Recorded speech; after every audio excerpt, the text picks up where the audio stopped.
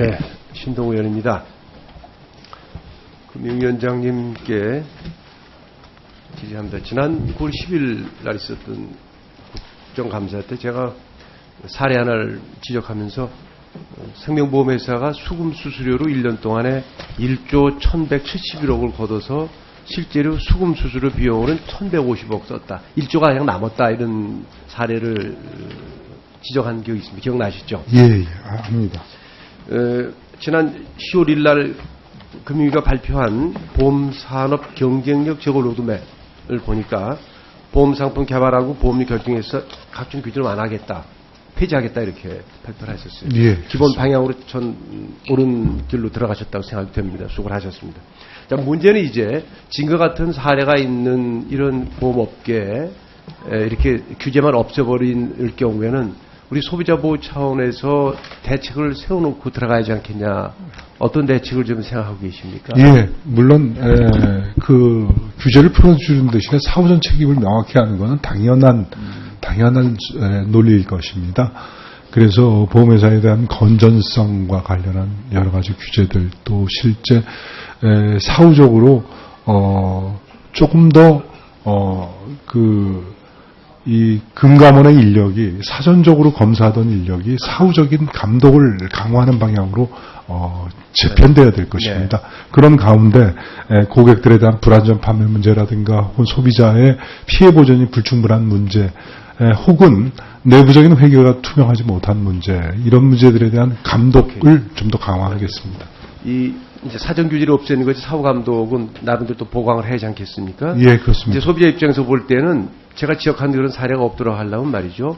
사전 규제는 없지만 충분한 정보를 주어서 고객들이 선택할 수 있도록 해야 되죠. 예. 그래서 제 생각은 이렇게 사업비 구체적인 항목이나 비용 같은 것도 그냥 공시를 해서 자율적으로 할 수 있지만 이게 회사별로 상품별로 이렇습니다 내용이 라는 거를 고객들한테 좀 알려서 보고 선택할 수 있도록 하는 그런 조치가 있어야겠다는 생각이 들고요.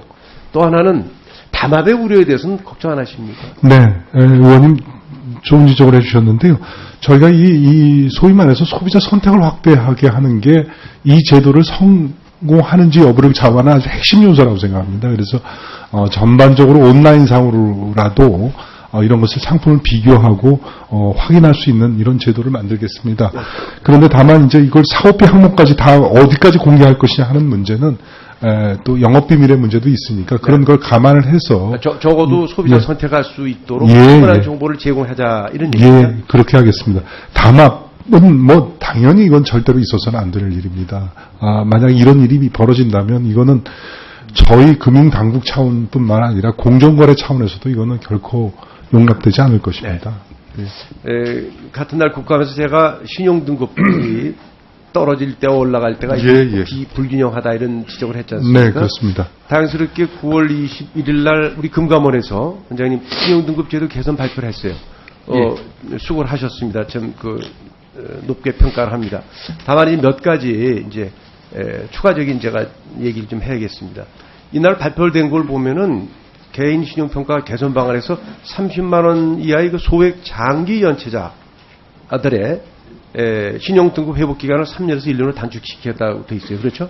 예. 그런데 제가 그날 지적한 거는 공교롭게도 소액 단기 연체자였어요. 예. 출장 가느라고 카드 한 번 못 박은 사람이 3등급 떨어지는 걸 보고서 제가 지적을 했거든요. 그래서 장기 연체자뿐만 아니고 장기 연체자를 많이 구제해 주려면 단기 연체자는 더 그렇죠? 네, 그걸 지적을 하고요. 두 번째로는 제가 그때 이제 주문했던 것이 연체정보 등록 예보제. 여러분 연체한 사람들에게 이제 연체하게 되면 여러분 이게 신용정보가 넘어가가지고서 이런 불이익을 당합니다. 라고 보통 잘 모른단 말이죠. 그렇죠? 이걸 지금 예보해 줬으면 좋겠다는 얘기입니다. 이걸 좀 보완해 주자는 말씀 드리고요. 알겠습니다. 그 다음에 이번 발표된 거 보면 햇살론 등 서민금융 지원 프로그램을 성실하게 상환하는 경우에는 우리 신용평가시 가점을 부여하겠다 이런 거를 그러니까 이것도 아주 좀 잘한 것 같아요. 하나 주문을 더 하고 싶으면은 이제 은행 돈을 쓰고 싶은데 여기 못 쓰고 제2금융권에 가는 사람들도 이 사람들이 장기적으로 성실히 상환할 경우에는 이게 높이 평가해 줘야 될 일 아닙니까? 그 고금리를 무릅쓰고 계속해서 장기적으로 잘 갚는 사람들에 대해서 그렇죠. 이런 경우도 좀 가점이라든가 이렇게 좀 메리트를 줄 필요가 있지 않겠나는 생각이 드는데. 그런 점도 한번 그렇죠. 한번 검토해 고려했으면 주시겠어요?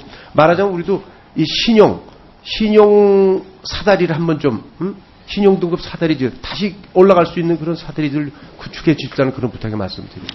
예, 유념하겠습니다.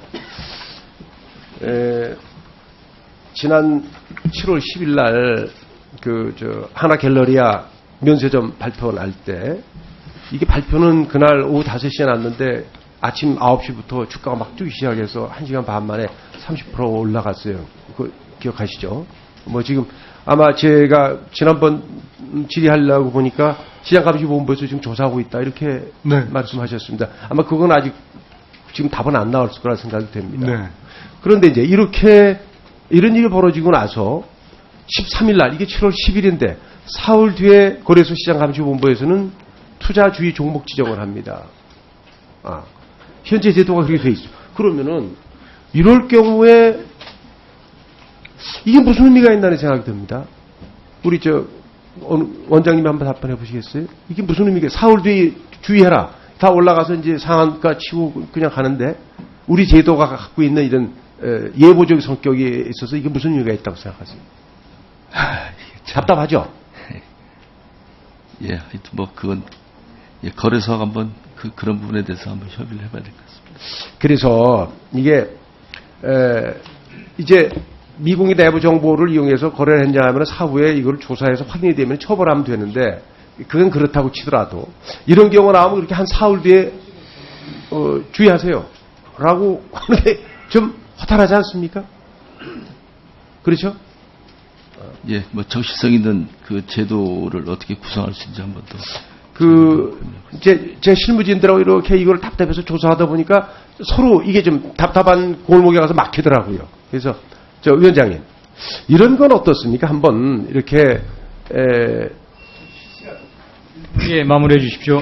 실시간 이제 거래소에서 감시를 하고 있잖아요. 감시하다가 이런 일이 벌어지면 사실은 이제 투자주의 종목 지정이라는 이걸 발동하려면은 사실은 신중한 판단을 좀 해야 되잖아요. 아무래도 시간이 걸린다는 얘기죠. 그 전 단계 예보 조치를 하나 만들면 어떻습니까? 예를 들면 갑자기 주식이 뛰고 있다. 그러면 예를 들어서 우리 노란불 켜듯이 야 이거 좀 투자 주의하세요라는 예보적 단계의 조치를 취하면 안 됩니까? 위원장님 어떻게 생각하세요? 예, 그게 시장에서 이제 어떻게 이걸 예보냐 혹은 뭐 주의보냐 이런 것들에 대한 경중을 어떻게 받느냐 하는 것이 굉장히 중요한 문제입니다. 왜냐하면 굉장히 민감하게 반응하거든요. 주가라는 것이. 그래서 그거를 어떻게 이 적시성 있게 하면서 또 기업의 신뢰 훼손이 가지 않게 하느냐 하는 문제를 찾는 것이라서 사실은 제도 개선하는 게 그렇게 만만치는 않습니다. 이해가 됩니다. 예, 그거는. 예. 그런데 지금과 같이 한 사흘 뒤에 예, 이거 하나만한 주의보죠. 한번 감독을 하고 한번 고민을 해보겠습니다. 예. 예, 수고하셨습니다. 신하경 의원님 질의해 주십시오.